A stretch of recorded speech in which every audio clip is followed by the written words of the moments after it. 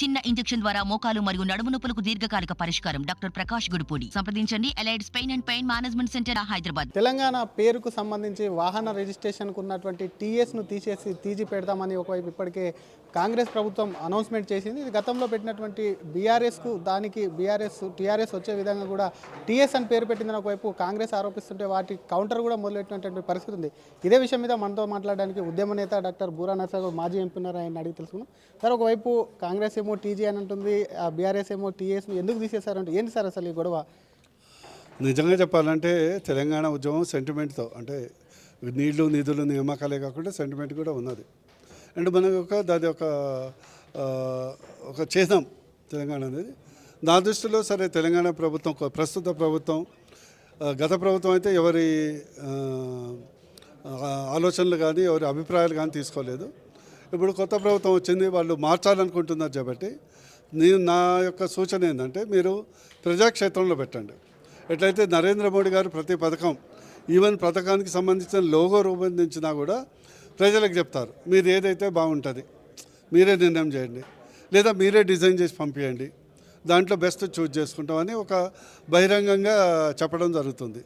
అది వెబ్సైట్లో కూడా పెట్టడం జరుగుతుంది. మీరు కూడా అదే విధంగా తెలంగాణ స్టేట్ కావాలా, తెలంగాణ టీజీ కావాలా.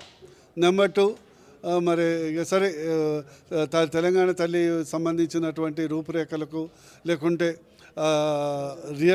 రియల్ ఎట్లా ఉండాలనేది మీరు ఆప్షన్స్, ఈవెన్ రామాలయంలోనే మేము ఆప్షన్స్ ఇచ్చినాం కదా, దేవుడికే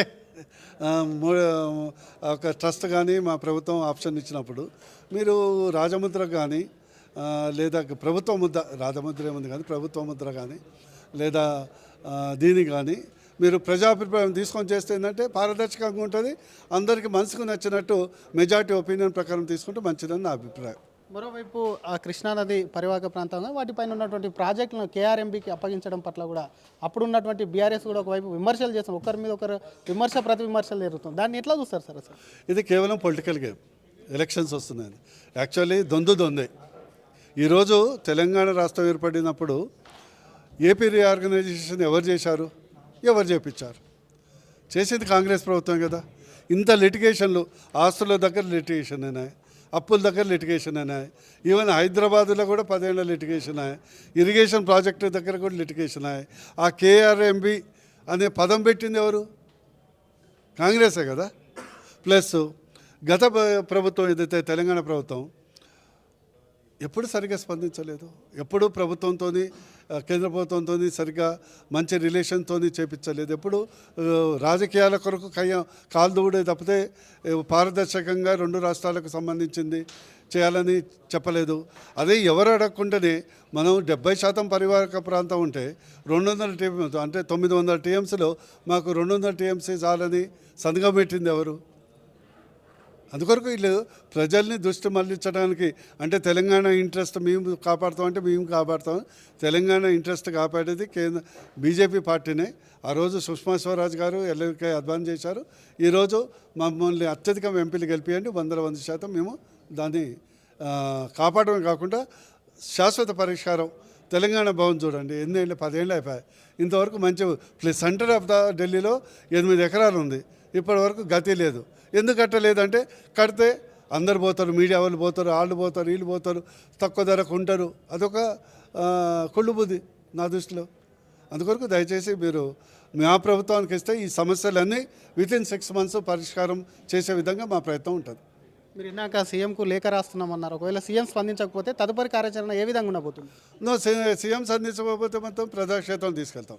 ఈరోజు బ్యాంకులో డబ్బు ఉన్నది, 13,000 కోట్ల బడ్జెట్ ఉంది, ఇవ్వడానికి మా ప్రభుత్వం రెడీ ఉంది, కేంద్ర ప్రభుత్వం. మీరు కావాల్సింది ఏంటంటే ఇప్పుడు మీకు తెలంగాణ కాదు, మొత్తం భారతదేశంలో 29 రాష్ట్రాల ప్రక్రియ ఏంటంటే స్టేట్ వెరిఫికేషన్ పవర్ ఉంది.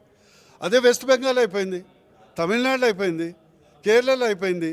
అక్కడ కూడా అపోజిషన్ రాజకీయంగా లబ్ధి చేకూరుతాం బీజేపీ అని చెప్పి మాకు రాజకీయం కాదు, ప్రజలకు లబ్ధి కావాలని. మరి అక్కడ కూడా ప్రతిపక్షాలు ఉన్నాయి కదా, అక్కడ కూడా ప్రతిపక్షాలు. వెస్ట్ బెంగాల్లో అయితే 4 లక్షల మంది చేపించుకున్నారు.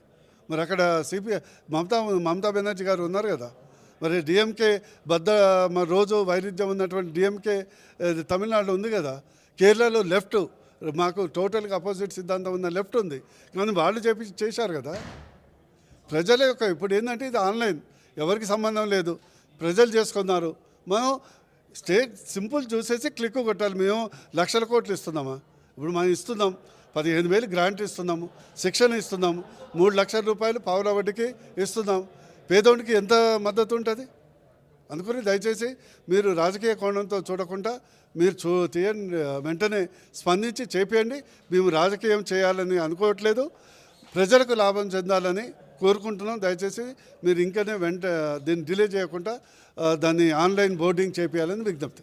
మంత్రి తుమ్మల నాగేశ్వరరావు మాట్లాడుతూ భారత్ బ్రాండ్ పేరుతో ఒకవైపు కేంద్రం బియ్యం అమ్మకానికి కూడా కేంద్రాలు ఏర్పాటు చేస్తుంది, కానీ అందులో కూడా రేషన్లు ఏవైతే బియ్యం ఇస్తారో అవే అమ్ముకోవాలని చూస్తున్నారు. కాబట్టి అక్కడ సన్న బియ్యం ఇవ్వాలని డిమాండ్ చేస్తున్నా, ఒకవేళ అక్కడ అమ్మితే మాత్రం రూపాయికి కిలోనే అమ్మాలని చెప్పి నిన్న మాట్లాడిన సిచ్యువేషన్. ఆయనకేం చెప్తారు? ఇక తుమ్మల నాగేశ్వరరావుకు లెక్కలు తెలియదేమో. ఆల్రెడీ 80 కోట్ల మందికి ఉచిత రేషన్ ఇస్తున్నారు. ₹1 ఎందుకు ఫ్రీగా ఇస్తుంటే? బియ్యం ధరలు పెరిగినాయి అని చెప్పి భారత్ బ్రాండ్ ₹1 ఎందుకు ఫ్రీ?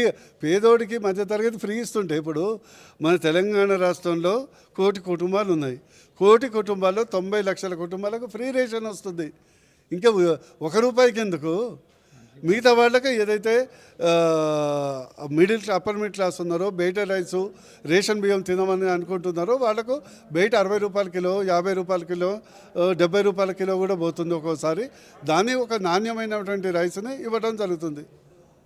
మీరు కావాలంటే మీరు చేయండి. అదే నేనేమంటున్నా, మనకు అన్నపూర్ణ కదా మన రాష్ట్రం, అత్యధికంగా పండుతుంది కదా, వేరే రాష్ట్రాలకు అమ్ముతున్నావు కదా, నువ్వు భారత్ రైస్ బదులు తెలంగాణ రైస్ అని పెట్టి ఫ్రీగా సప్లై చేయి. నిన్నెవడో వద్దంటుకోవడానికి కూడా సరిగా పర్మిషన్ ఇవ్వట్లేదు కేంద్రం, వాటి అనుమతులు కూడా సడలించాలంటున్నారు. కేంద్రం ఎందుకు సడలించట్లేదు? నువ్వు అమ్ముకో, నువ్వు ఫ్రీకి.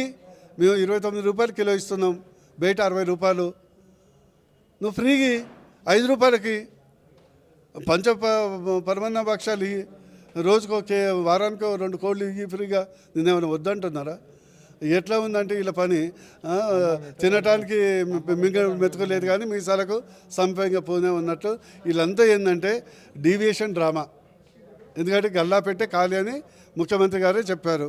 ఇక లేకుంటే డీవియేషన్ డ్రామా, అంత మించి ఏం లేదు.